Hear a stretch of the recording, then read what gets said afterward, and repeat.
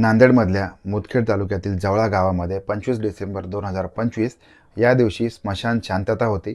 कारण देखील तसंच होतं. या गावामध्ये चार लोकांची हत्या झालेली होती किंवा चार लोकांचे मृतदेह पडलेले होते आणि या लोकांना कोणी मारलेलं होतं, कशासाठी मारलेलं होतं, या सगळ्या प्रकरणाचा तपास आता बाकी होता. नमस्कार, कारनामा मराठी क्राईम स्टोरीमध्ये आपलं हार्दिक स्वागत आहे. तर या गावामध्ये रमेश नावाचे एक व्यक्ती आहेत. त्यांचं वय वर्ष आहे 51. त्यांच्या पत्नीचं नाव आहे राधाबाई. त्यांचं वय वर्ष आहे 44. दररोज राधाबाई या देवळामध्ये जात असतात. इतर बायकांसोबतच रोज सकाळी देवळामध्ये जाऊन देवदर्शन करणे हा त्यांचा रोजचा कार्यक्रम असतो. तर 25 डिसेंबर या दिवशी मात्र या गावामधील इतर बायकांसोबत राधाबाई या देवदर्शनासाठी गेलेल्या नव्हत्या. त्याच्यामुळे मग गावातल्या बायकांमध्ये आता कुजबूज सुरू झालेली होती. एकमेकांच्या कानामध्ये या बायका बोलत होत्या की रोज येणाऱ्या राधाबाई आज मात्र का दिसत नाहीत. या सगळ्या कारणांमुळे या बायकांमध्ये आता कुजबूज सुरू झालेली होती. त्याच्यामुळे मग काही बायकांनी त्या राधाबाईंच्या घराकडे आपली पावलं वळवलेली आहेत आणि काही अंतरावर असलेल्या त्यांच्या घराकडे त्या निघालेल्या असताना काही अंतरावरतीच या राधाबाईंचं घर होतं. या राधाबाईंच्या दारापर्यंत या सगळ्या बायका येऊन थांबलेल्या आहेत.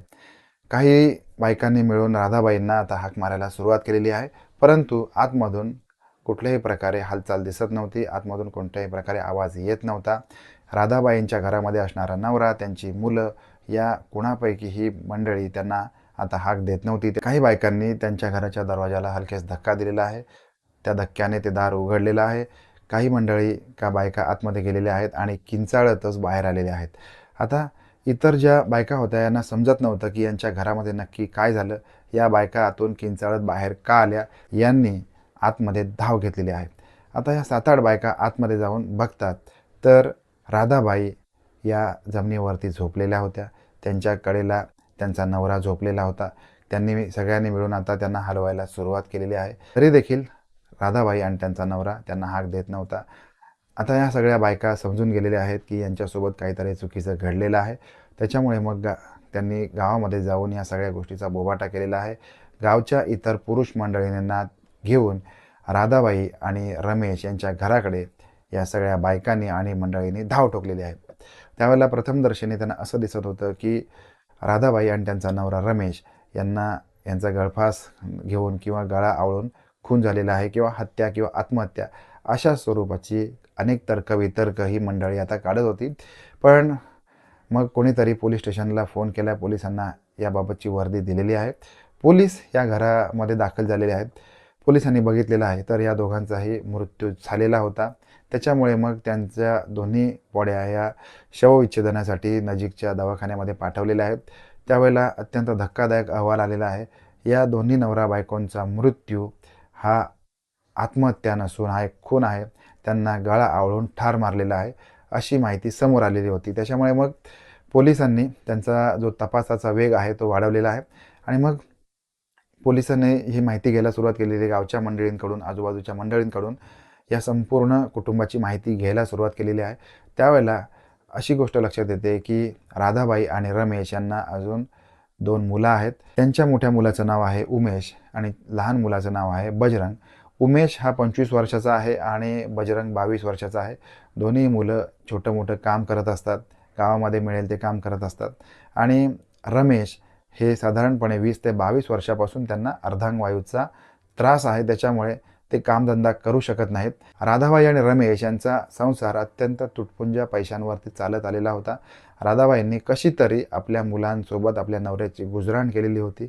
अत्यंत कष्टामध्ये त्यांनी आपलं जीवन व्यतीत केलेलं होतं. पण मग आता यांची ही दोन्ही मुलं कुठे होती या संदर्भामध्ये तपास बाकी होता. त्याच्यामुळे मग पोलिसांनी आजूबाजूच्या परिसरामध्ये यांचा शोध घ्यायला सुरुवात केलेली आहे आणि मग शोध घेता घेता पोलीस एका टपरीवाल्यापर्यंत पोहोचलेले आहेत आणि टपरीवाल्यासोबत जेव्हा पोलिसांनी चर्चा केली, माहिती घेतली, त्यावेळेला मग पोलिसांना त्यांनी एक धक्कादायक माहिती दिली आहे की रात्री 1:30 वाजता उमेश आणि बजरंग हे दोघेही आपल्या मोटरसायकलने माझ्याकडे आलेले होते आणि मग माझ्याकडे त्यांनी सुपारीची मागणी केली.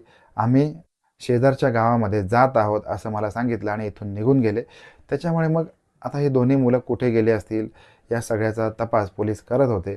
त्याच वेळेला एक अत्यंत धक्कादायक अशी बातमी पोलिसांपर्यंत आलेली आहे. पोलिसांना एक माहिती कळाली की या गावाच्या नजीकच्या मुगट रेल्वे स्टेशनच्या पटरीवरती 2 मृतदेह पडलेले आहेत. त्याच्यामुळे मग पोलिसांनी त्या ठिकाणी धाव घेतलेली होती. पोलिसांच्या प्रथमदर्शनी एक गोष्ट लक्षात आलेली आहे की हे जे दोन्ही मृतदेह आहेत हे उमेश आणि बजरंग या दोघांचेच आहेत. त्याच्यामुळे मग पोलिसांनी हे दोन्ही मृतदेह दवाखान्यामध्ये पाठवून दिले आहेत. गावातील मंडळी, इतर नातेवाईक यांच्या सांगण्यावरून पोलिसांच्या तपासांतर्गत एक गोष्ट निष्पन्न झालेली होती की रमेश हे साधारण 20 ते 22 वर्षापासून आजारी अर्धांगवायूच्या आजाराने ते काम करू शकत नव्हते. त्याच्यामुळे या कुटुंबाची परिस्थिती अत्यंत हलाखीची होती. या हलाखीच्या परिस्थितीमध्येच राधाबाईंनी तिच्या दोन्ही मुलांना म्हणजे उमेश आणि बजरंग यांना वाढवलेलं होतं. अत्यंत तुटपुंजा संसारामध्ये किंवा तुटपुंजा परिस्थितीमध्ये त्यांना वाढवलेलं होतं आणि आता हे दोघेही वयात आलेले होते. हे दोघेही छोटं मोठं काम करत होते, पण आपल्या परिस्थितीला तसेच आपल्या आईवडिलांच्या वडिलांच्या आजाराला हे कंटाळलेले होते आणि या सगळ्या गोष्टीला, या मानसिक त्रासाला कंटाळून 25 डिसेंबर या दिवशी रात्रीच्या वेळेला आई वडील झोपेत असताना या दोन्ही भावंडांनी आपल्या घरामध्ये आपल्या आईबापाचा गळा घोटून खून केलेला आहे. त्या ठिकाणावरून ते निघालेले आहेत. एका पानटपरीवर थांबून मग पुढे या रेल्वे स्टेशनवरती जाऊन त्यांनी रेल्वेखाली आता आपला जीव दिलेला होता, अशी माहिती पोलिसांना समोर येत होती. आता आरोपी जे आहेत हे आरोपी सापडलेले आहेत, परंतु आरोपींचा मृत्यू झाल्यामुळे मग पोलिसांनी याची नोंद करून घेतलेली आहे. ही घटना अत्यंत विदारक होती. त्याच्यामुळे मग या संपूर्ण गावामध्ये या दिवशी स्मशान शांतता होती. प्रत्येकाच्या तोंडामध्ये एकच विषय होता, तो म्हणजे या कुटुंबाच्या हत्येचा. प्रत्येकजण या विचाराने त्रस्त होता. या दोन्ही भावंडांवरती ओढवली की त्यांना आपल्या स्वतःच्या आईबापाचा जीव घ्यावा लागला आणि आपल्या स्वतःचा जीव द्यावा लागला.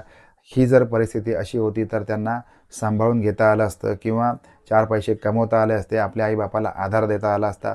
अशी अनेक मुलं आहेत की जी अत्यंत हलाखीच्या परिस्थितीमध्ये मोठे होऊन आपल्या आईबापाचं नाव उंच करतात, पण या मुलांनी मात्र आपल्या आईबापाचा, जन्मदात्या आईबापाचा जीव घेतला. या कारणासाठी हे गाव अजूनही दुःखीच्या गर्तेमध्ये सापडलेलं आहे. आपण भेटणार आहोत अशाच एखाद्या नवीन क्राईम स्टोरीमध्ये. तोपर्यंत काळजी घ्या. धन्यवाद.